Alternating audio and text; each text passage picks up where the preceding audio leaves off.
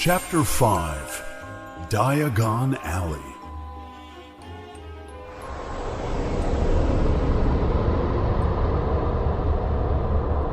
Harry wakes up early the next morning.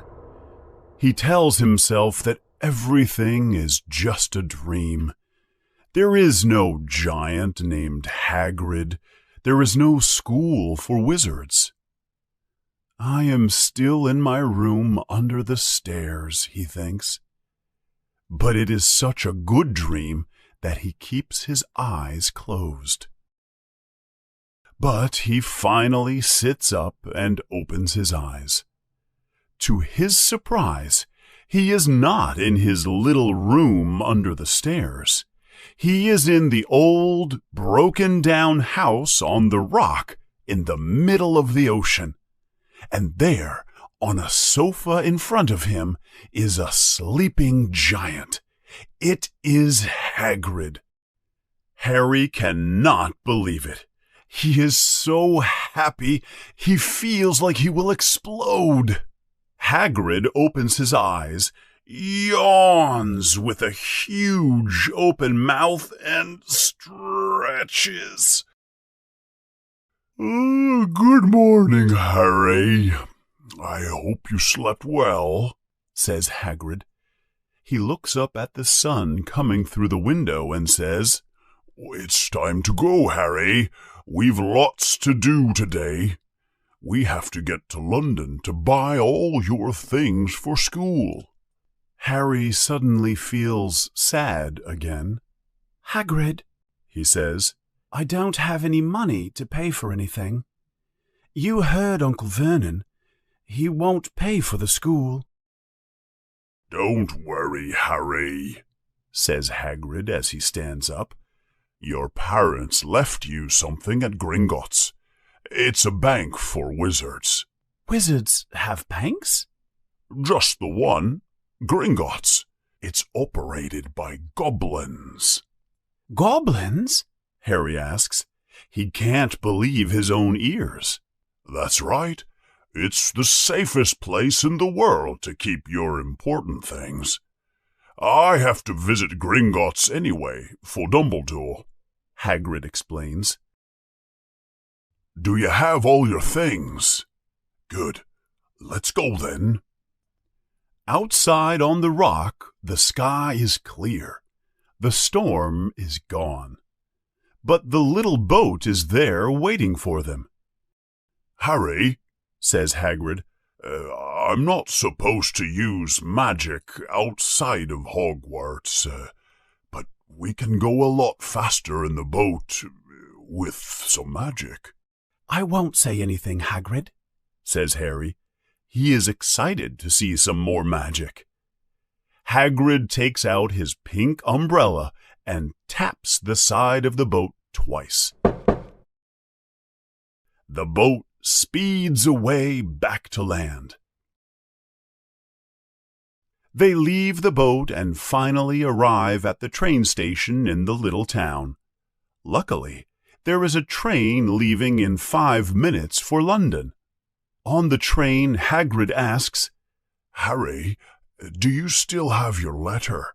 Harry takes the letter out of his pocket and shows it to Hagrid. Good. It has a list of everything we need to buy for you. Harry looks at the paper. There is a long list of things he needs to buy, including things for his uniform. 3 sets of plain black robes, a pointed hat, some gloves made of dragon skin, and a winter cloak. Then there is a list of books about spells and the history of magic, a beginner's guide to transfiguration, a book on herbs and fungi, a book on potions, one about beasts and where to find them. Then there is a book on the dark forces. The list also includes a wand, a cauldron, a telescope, and a set of scales and a set of glass cups. Harry reads out loud from the paper. Students may also bring an owl or a cat or a toad, but no broomstick. Can we buy all this in London, Hagrid? If you know where to go, answers Hagrid. Soon they arrive at the London train station. They walk for some time down the narrow streets until they arrive at a small, dirty-looking bar. This is it, says Hagrid. The Leaky Cauldron. It's a famous place. Harry and Hagrid enter. It is dark and dirty. There are a few people sitting at the bar and sitting at tables, and they all stop and stare when they see Harry. Good Lord, says the bartender, looking closely at Harry. Is that? Can it be? Well, I cannot believe it. It is! Harry Potter! What an honor! The bartender, who is a little old bald man, comes quickly towards Harry and shakes his hand. There are tears in his eyes. Welcome back, Mr. Potter. Welcome back. Everyone is looking at Harry. Then they all get up and come say hello. A young man with a very pale face comes towards Harry. Professor Quirrell, says Hagrid. Harry, Professor Quirrell will be one of your teachers at Hogwarts. Mr. Potter, stammers Professor Quirrell, I am so happy to finally meet you. What kind of magic do you teach, Professor Quirrell? Asks Harry. Defense against the dark arts, he answers. He seems scared to even talk about it. Of course, you will not need it, right, Potter? All right, everyone. We must go, says Hagrid. We still have lots to do. Come on, Harry. As they leave, Hagrid looks at Harry and says, See, Harry, I told you you're famous. They soon arrive at a small courtyard. There is nothing there but a stone wall. Now, where's my umbrella? Hagrid asks himself. Oh, here we go. 3 stones up, 2 stones across. He taps the wall with his umbrella, and suddenly the stones begin to move and shift.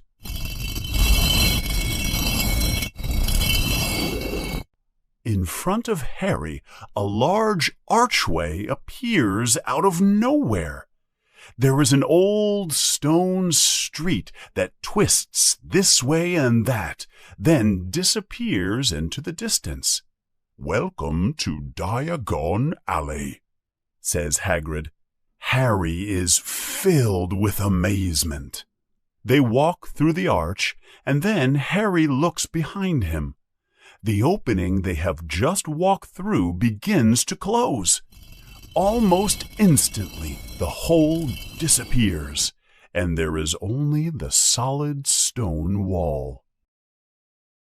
The sun is shining as they walk down the street. Harry cannot believe his eyes. There are shops and stores of all different kinds, selling every kind of magic item imaginable. There is even a store that sells several kinds of owls. There are broomstick shops and cauldron vendors, robe makers, and potion sellers. Here we are, Harry. Gringotts, says Hagrid. They are standing in front of a large white building. Next to the large doors, wearing a red and gold uniform is... Yeah, that's a goblin, Harry, says Hagrid. The goblin is much shorter than Harry. He has an intelligent, dark face with a pointed beard and long fingers and feet. He bows as they walk inside the building. They are in a vast hall made of marble. There are about 100 more goblins in the room. They are sitting on high chairs behind a long counter. They are writing in books, weighing coins, and examining precious stones using special eyeglasses. The hall is full of doors, too many to count.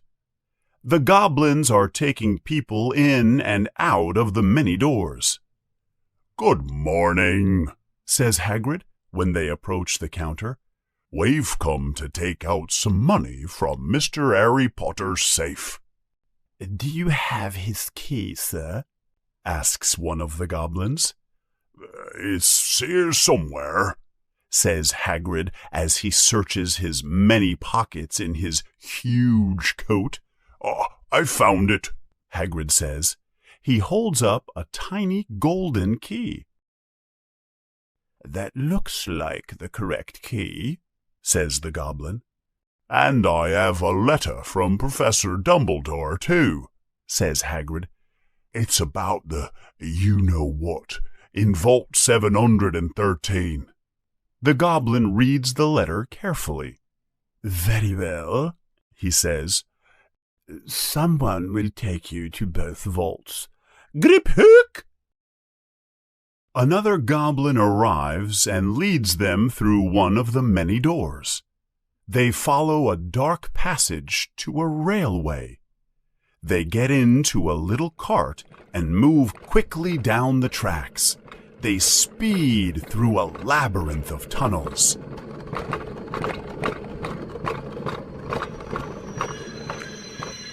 Finally, they arrive at a small door in the passage wall.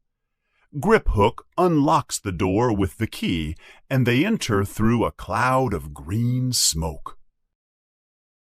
"It's all yours, Harry," says Hagrid. Harry cannot believe his eyes. The room is full of piles of gold coins and silver coins and bronze coins. Hagrid helps Harry fill a bag with some of the coins. "The gold ones are galleons, the silver ones are sickles, and the bronze ones are nuts. This should be enough for a year at Hogwarts. Right, Griphook. To Vault 713, please." They move deeper and deeper into the tunnels on the cart. The air gets colder and colder. Vault 713 has no hole for a key. Griphook walks up to the door and touches it with a long finger.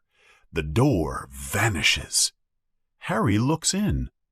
The room looks empty. But Hagrid moves past him and enters the room.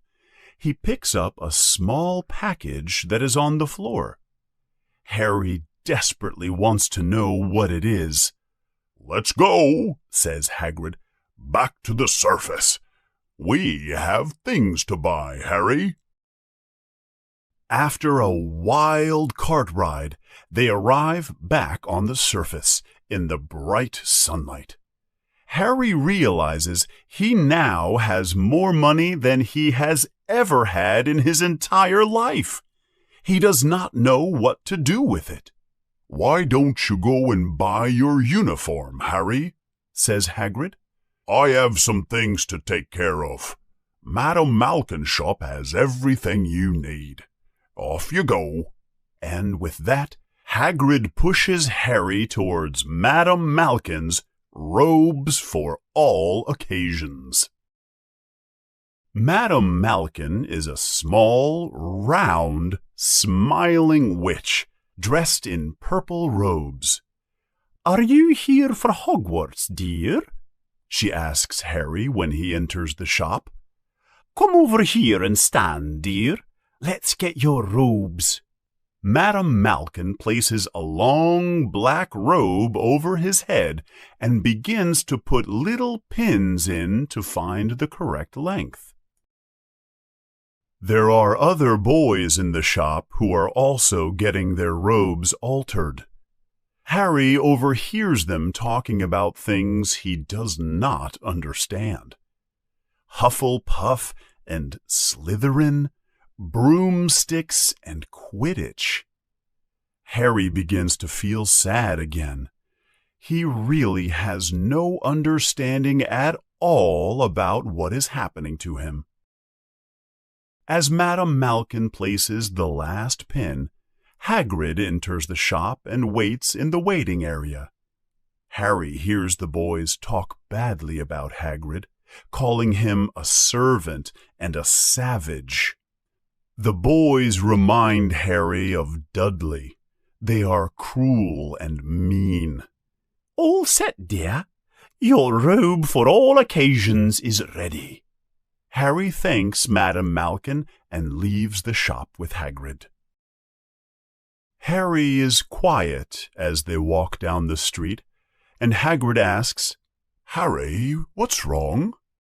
"Nothing," Harry lies. "Hagrid," he continues, "what's Quidditch?" Blimey, Harry, I keep forgetting how little you know about us and our world. Quidditch is our sport. It's a wizard sport. It's like football in the Muggle world. Everyone follows Quidditch. You play it up in the air with broomsticks and 4 balls. It's hard to explain the rules." "And what are Slytherin and Hufflepuff?" asks Harry. They are the houses at Hogwarts School. There are 4 houses. Everyone says the students at Hufflepuff are a lot of dummies, but "I'll probably be in Hufflepuff," says Harry unhappily. it's better to be in Hufflepuff than in Slytherin, says Hagrid. Only the bad witches and wizards come from Slytherin. You know who was one. Sorry, you know who went to Hogwarts? Asks Harry. Many years ago, answers Hagrid, and he says no more about the subject. They continue their shopping down Diagon Alley. They buy books of all kinds, and paper and ink. The ink changes color as you write. They buy a cauldron and a set of scales for weighing potions, and a beautiful telescope. They visit the apothecary to buy basic potions, and Harry examines a silver unicorn horn that costs 21 galleons. They stop at an owl emporium to buy an owl for Harry. Toads and cats are out of fashion, explains Hagrid. All the new wizards and witches want owls for their animals. Harry walks out of the store with a large cage and a beautiful snow-white owl. Just one more stop, Harry, says Hagrid. We'll go to Ollivander's for your wand. The best wands for the best wizards. Harry can't wait. That is what he really wants, a magic wand. As they enter the dark store, Harry notices thousands of narrow boxes in high piles from the floor to the ceiling. For some reason, Harry feels anxious. The hair on his neck is standing up. The store seems to be filled with secret magic. "Good afternoon," says a soft voice. An old man is standing there. His eyes are bright in the dark shop. "Hello," says Harry, embarrassed. "I thought I would see you here someday soon, Harry Potter. You have your mother's eyes. It seems like only yesterday that she came to my shop to buy her first wand. I remember every wand I have ever sold. Your mother's wand was made of willow, but your father preferred a mahogany wand for a little more power. But it is the wand that chooses the wizard, of course. Mr. Ollivander is very close to Harry as he speaks. His nose is almost touching Harry's. He touches the scar on Harry's forehead with a long finger. I'm sorry to say that it was I who sold the wand that did that, he says softly. It was made of yew wood, very powerful, and in the wrong hands. If I had known what that wand was going to do. He looks at Hagrid for a moment. Rubeus Hagrid, how nice to see you again. Your wand was made of oak, wasn't it? It was a good wand until they broke it when you were expelled. He looks at Hagrid with a severe face. Hagrid looks embarrassed now. Well now, Mr. Potter, let me see. Harry tries many different wands, but each wand he waves in the air, Mr. Ollivander takes away quickly. He tries wands made of wood and unicorn horns, dragon hearts, and phoenix tails. You are a difficult customer, Mr. Potter, but do not worry. We will find you a perfect match here somewhere. Yes, here, try this one.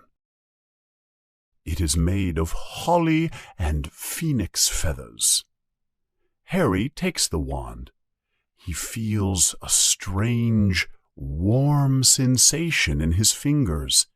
He raises it above his head and waves it through the air.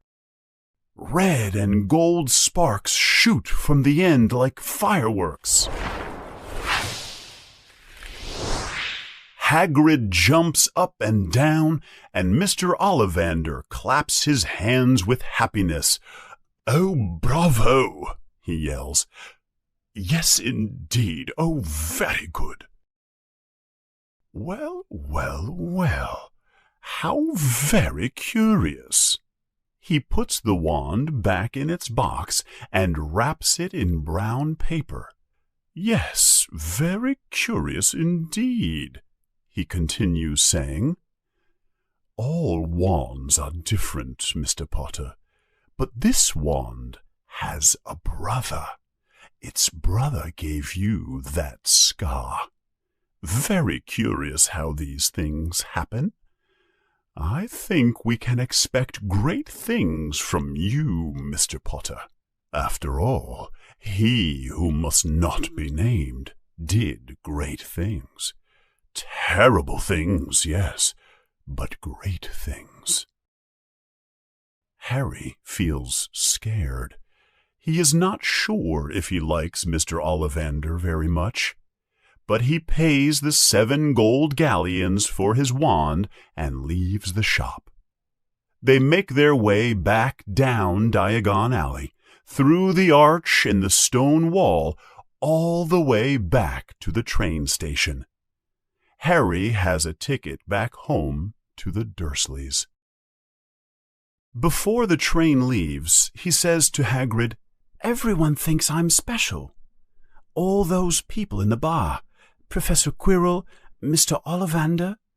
But I don't know anything about magic. How can I do great things if I don't know anything, or even why I'm famous?" Don't worry, Harry, says Hagrid.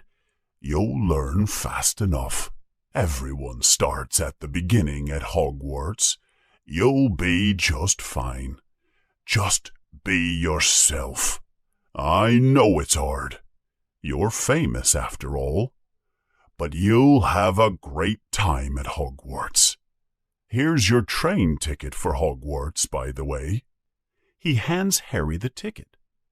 If you have any problems with the Dursleys, you send me a letter with your owl. She'll know where to find me. See you soon, Harry. The train begins to leave the station. Harry wants to watch Hagrid until he can't see him anymore. He stands up and puts his nose against the window, but he blinks for an instant and Hagrid is gone.